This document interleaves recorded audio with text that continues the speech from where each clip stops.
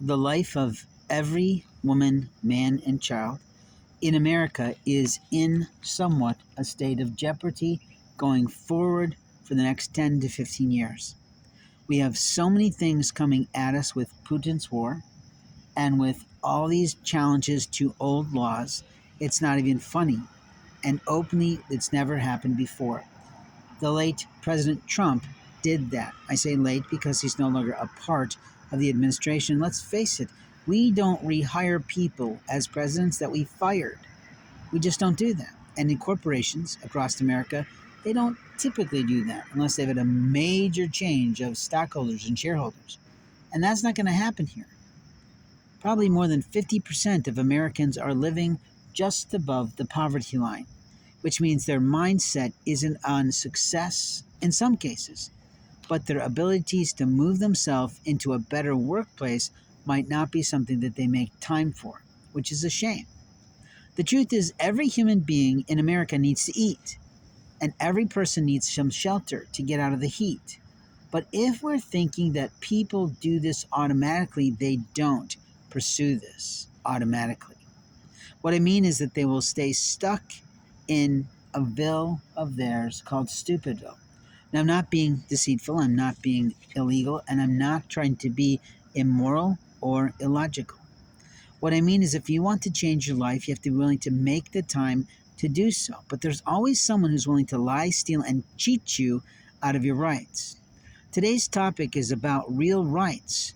The things that the White House are talking about are really about human rights, the Declaration of Human Rights.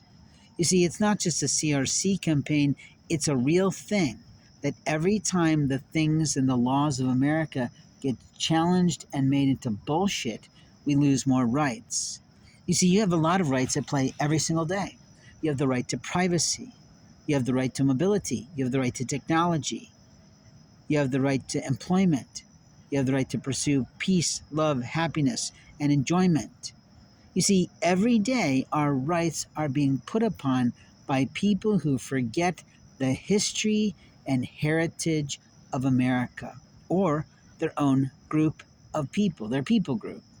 In other words, there are many generations of blacks that are coming out of the ashes of the difficulties that we as whites put upon them, but they're not remembering that many people marched alongside them, that many blacks died fighting for human rights for them, and many Hispanics don't get the Alamo anymore. But the truth is, we lost our pants in that, I think, if I remember from history galore. But what I can say to you is that we don't have rights because other people like you and me sometimes forget where our rights begin and end.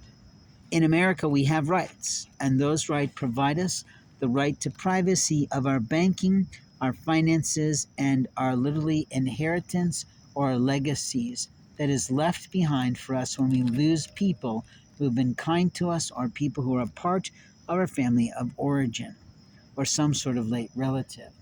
And the illness of other people is thinking of the right to steal from you your inheritance, your lineage, your history in America. They don't.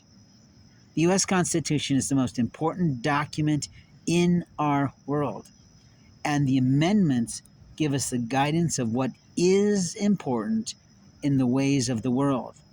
The ways of the world include freedom of religion, freedom of the press, freedom for pursuit, life, liberty, and happiness, and freedom has to ring in America.